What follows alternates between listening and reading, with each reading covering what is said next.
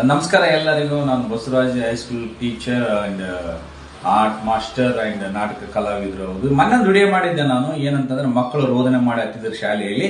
ಆ ವಿಡಿಯೋ ದಯವಿಟ್ಟು ಕಳಿಸ್ಕೊಡ್ರಿ ಸರ್ ಅಂತ ಹೇಳಿ ಬಹಳಷ್ಟು ಜನ ಕೇಳಿದಿರಿ, ನನ್ನ ನಂಬರ್ ಅನ್ನ ಕೇಳಿದಿರಿ. ಜೊತೆಗೆ ನಾನು ಏನ್ ಮಾಡ್ತಾ ಇದ್ದೀನಿ ಅಂತಂದ್ರೆ, ಆ ಸ್ಟೋರಿ ಹೇಳಿದ ಮೇಲೆ ಅಳದನ್ನ ಮಾತ್ರ ನಾನು ವಿಡಿಯೋ ಮಾಡಿದ್ದೆ. ಅದಕ್ಕೋಸ್ಕರ ಆ ಸ್ಟೋರಿ ಏನನ್ನೋದನ್ನ ನಿಮ್ ಮುಂದೆ ಹೇಳ್ತಾ ಇದ್ದೀನಿ. ದಯವಿಟ್ಟು ಕೇಳಿ, ಲೈಕ್ ಮಾಡಿ, ಕಮೆಂಟ್ಸ್ ಮಾಡಿ, ಹಂಗೆ ಶೇರ್ ಮಾಡಿ. ಏನಂತಂದ್ರೆ, ಮಕ್ಕಳನ್ನು ಕಳಿಸ್ತಾ ಇದಾರಲ್ಲ ಶಾಲೆಗೆ, ಹೆಣ್ಣಾಗ್ಲಿ ಗಂಡಾಗ್ಲಿ, ಅಪ್ಪ ಅಮ್ಮ ಮನೆಯಲ್ಲಿ ಎಷ್ಟು ವ್ಯತ್ಯೆ ಪಡ್ತಾರಂತಂದ್ರೆ, ತಾಯಿ ಬಗ್ಗೆ ಒಂದ್ ಸ್ವಲ್ಪ ಹೇಳ್ಬಿಟ್ಟಿದ್ದೀನಿ ನಾನು. ತಾಯಿ ಆದವಳು ತಾನು ಕೂಲಿನೋ ನಾಲಿನೋ ಮಾಡಬೇಕಾದ್ರೆ ಮುಂಜಾನೆ 4ಕ್ಕೆ ಎದ್ದು ಮನೆಯಲ್ಲಿ ಕಸ ಮುಸುರಿ ಎಲ್ಲವನ್ನ ಮಾಡಿದ ತಕ್ಷಣ ಅಡಿಗೆಯನ್ನ ಮಾಡಿ, ನೋಡ್ರಿ 5 ಗಂಟೆಗೆ ಅಡಿಗೆ ಮಾಡ್ತೈತೆ ಅಮ್ಮ ತಾಯಿ. ಆ 5 ಗಂಟೆಯಲ್ಲಿ ಅಡಿಗೆ ಮಾಡಿ ತಾನು ತನ್ನ ಮಕ್ಕಳನ್ನಿಗೆ ಸ್ನಾನವನ್ನ ಮಾಡಿಸಿ, ಆಕೆಗೆ ಜಡೆಯನ್ನ ಹಾಕಿ, ಆಕೆಗೆ ಮುಖದಕ್ಕೆ ಪೌಡರ್ ಹಾಕಿ ಶೃಂಗಾರ ಮಾಡಿ, ಜಡೆಯನ್ನ ಹಾಕಿ ಹೂವನ್ನಿಟ್ಟು ಆ 5 ಗಂಟೆಯಿಂದ 6 ಗಂಟೆ ಒಳಗೆ ತಾಯಿ ಊಟ ಮಾಡ್ತಾಳೆ. ಅವ್ವ, ನಾನು ಹೊಲಕ್ಕೆ ಹೋಗ್ತಾ ಇದ್ದೀನಿ, ಅವ್ವ ನಾನು ಕೂಲಿ ಮಾಡಕ್ ಹೋಗ್ತಾ ಇದ್ದೀನಿ, ನೀನು ಶಾಲೆಗೆ ಹೋಗಿ ನನ್ನಂಗೆ ಆಗ್ಬೇಡವ, ನೀನ್ ಶಾಲೆಗೆ ಹೋಗಿ 4 ಅಕ್ಷರ ಕಲಿ, ನನ್ನಂತೆ ಆಗ್ಬೇಡ ಅಂತೇಳಿ ತಾಯಿ ಕಷ್ಟಪಟ್ಟು 6 ಗಂಟೆಗೆ ಊಟ ಮಾಡಿ ಹೊಲಕ್ಕೆ ಹೋಗುತ್ತೆ. ಈ ಮಗಳು ಶಾಲೆಗೆ ಬರ್ಬೇಕಂತೇಳಿ 8 ಗಂಟೆಗೆ ಊಟ ಮಾಡಿ ಶಾಲೆಗೆ ಬರ್ತಾಳೆ.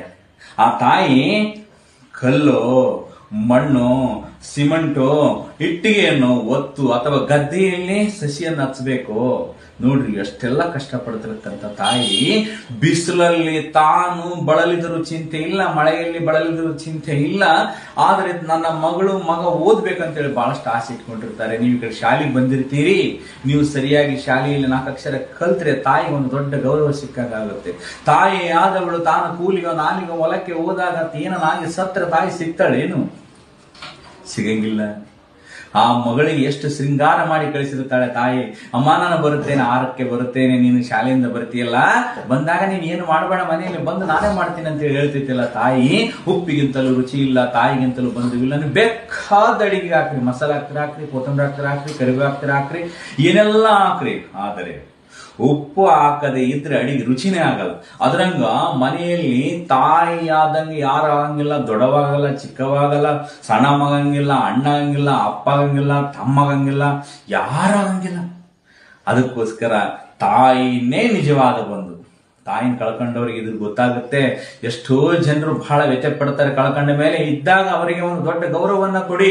ತಾಯಿ ಆದವಳು ನಿಮಗೋಸ್ಕರ ಏನೆಲ್ಲ ಮಾಡ್ತಾಳೆ ಅಂತಕ್ಕಂಥದ್ದು ಒಂದು ನೀತಿಕತೆಯ ಮುಖಾಂತರ ಆ ಮಕ್ಕಳು ಹತ್ತಿರಲ್ಲ. ಯಾಕೆ?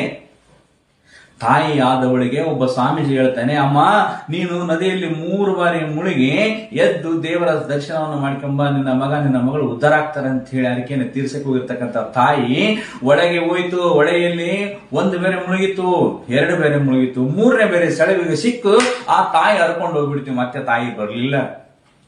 ಮನೆಯಲ್ಲಿ ಮಗಳು ರೋದನೆ ಮಾಡ್ತಾ ಇದ್ದಾಳೆ, ಅಯ್ಯೋ ನನ್ನ ತಾಯಿ, ಅಯ್ಯೋ ನನ್ನ ಬಂಧು, ಅಯ್ಯೋ ನನ್ನ ಆಸ್ತಿ, ಅಯ್ಯೋ ನನ್ನ ಮುತ್ತು ಅಂತ ಹೇಳಿ ಬಹಳಷ್ಟು ವ್ಯತ್ಯೆ ಪಟ್ಲು. ಆ ತಾಯಿ ನಿಮಗೋಸ್ಕರ ಆಯ್ಕೆಯನ್ನ ತೀರ್ಸಲಿಕ್ಕೆ ಹೋಗಿತ್ತು. ನೀವು ಶಾಲೆಯಲ್ಲಿ ಕಾಲೇಜಿನಲ್ಲಿ ನಿಮಗೋಸ್ಕರ ತಾಯಿ ಕಾಯ್ದಿರ್ತಾಳೆ ಮನೆಯಲ್ಲಿ. ನೀವು ಶಾಲೆ ಕಾಲೇಜಿನಲ್ಲಿ ಪ್ರೀತಿ ಪ್ರೇಮ ಪ್ರಣಯ ಅಂತೇಳಿ ಆಳಾಗ ಹೋಗ್ತಿರಲ್ಲ, ಅವ್ರು ಮಾನ ಮರ್ಯಾದೆಗೆ ಅನಿಸ್ತಾರೆ ತಂದೆ ತಾಯಿಗಳು. ತಿಳ್ಕೊಳ್ರಿ, ನೀವು ಪ್ರೀತಿ ಪ್ರೇಮ ಪ್ರಣಯ ಅಂತ ಮಾಡಿಬಿಟ್ರೆ ತಾಯಿ ಆದವಳು ಉರ್ಲಕ್ಕೊಂತಾಳೆ, ತಂದೆ ಯಾವ್ದನ್ನು ಸತ್ತೋಗ್ಬಿಡ್ತಾನೆ, ತಂದೆ ಯಾವ್ದನ್ನು ಊರ್ ಬಿಟ್ಬಿಡ್ತಾನೆ. ಅದಕ್ಕೋಸ್ಕರ ತಂದೆ ತಾಯಿ ಹೇಳಿರ್ತಕ್ಕಂಥ ಗಂಡನ್ನೇ ವರವನ್ನೇ ಮದುವೆ ಆಗ್ರಿ. ನೀವು ತಂದೆ ತಾಯಿ ಆಸೆಯನ್ನು ನೆರವೇರಿಸ್ರಿ. ನೀವು ಓದಿ ಕೂಲಿನೋ ನಾಲಿನೋ ಆ ಕೂಲಿ ಮಾಡೋದನ್ನ ಬಿಡಿಸಿ ಒಳ್ಳೆ ಸರ್ಕಾರಿ ನೌಕರಿ ತಗೋಬೇಕಂತ ಏನಿಲ್ಲ.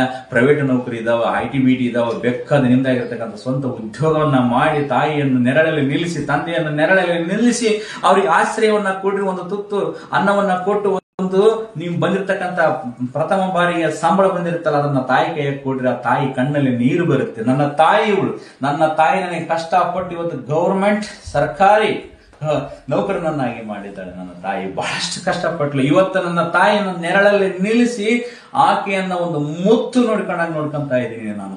ನನ್ನ ತಾಯಿಗೆ ನಾನು ಸಿಟ್ಟು ಬಂದಾಗ ಬೇಯುವುದಿಲ್ಲ. ಏನ್ ಮಾಡ್ತೀನಿ ಅಂತಂದ್ರೆ, ಇಂಗ್ಲಿಷಲ್ಲಿ ಒಂದೇ ಒಂದು ಪದವನ್ನ ಬಳಸ್ತಾ ಇದ್ದೀನಿ. ತಾಯಿಗೆ ಏನಾದ್ರೂ ನನಗೆ ಸಿಟ್ಟು ಬಂತ, ತಾಯಿ ಮೇಲೆ ಸಿಟ್ಟು ಬಂತಂದ್ರೆ ಮಮ್ಮಿ ಅಂದು ಬಿಡ್ತೀನಿ. ಯಾಕಂದ್ರೆ ಇಂಗ್ಲಿಷ್ ನಲ್ಲಿ ಮಮ್ಮಿ, ಕನ್ನಡದಲ್ಲಿ ದೆವ್ವ ಅಂತೇಳಿ ಅಂದು ಬಿಡ್ತೀನಿ ನಾನು. ಅಂದ್ರೆ ನಾನು ಸಿಟ್ಟು ಮಾಡ್ಕೊಂಡಂಗಾಗಿರ್ಬಾರ್ದು, ಏನು ಆಗಿರ್ಬಾರ್ದು, ನನ್ನ ತಾಯಿನೂ ಆಗಿರ್ಬಾರ್ದು, ಮಮ್ಮಿ ಅಂದ್ಬಿಡ್ತೀನಿ. ಮಮ್ಮಿ ಅಂದ್ರೆ ಕನ್ನಡದ ದೆವ್ವ ಅಂತ ಅರ್ಥ. ಇಷ್ಟೇ ಬೈತೀನಿ ನಾನು. ನನ್ನ ತಾಯಿ ನನಗೆ ಇವತ್ತು ಕೊಟ್ಟಿರ್ತಕ್ಕಂಥ ವರ ಅದು ಸರ್ಕಾರಿ ನೌಕರಿ. ಇನ್ನೂ ಹೆಚ್ಚಿನ ಕಥೆಯನ್ನು ಹೇಳ್ತೀನಿ. ನನ್ನ ನಂಬರ್ ಆ ಸ್ಕ್ರೀನ್ ಮೇಲೆ ಹಾಕಿರ್ತೀನಿ. ಹೆಚ್ಚಿನ ಕಥೆಗಾಗಿ ಸಂಪರ್ಕಿಸಿರಿ. ಈ ಸ್ಟೋರಿಯನ್ನು ಎಲ್ಲರಿಗೂ ಕಳಿಸ್ಕೊಡ್ತೀನಿ. ಫಾಲೋ ಮಾಡಿ, ದಯವಿಟ್ಟು ಎಲ್ಲರಿಗೂ ಸಹಕರಿಸಿ, ಕಮೆಂಟ್ಸ್ ಮಾಡಿ. ನಮಸ್ಕಾರ.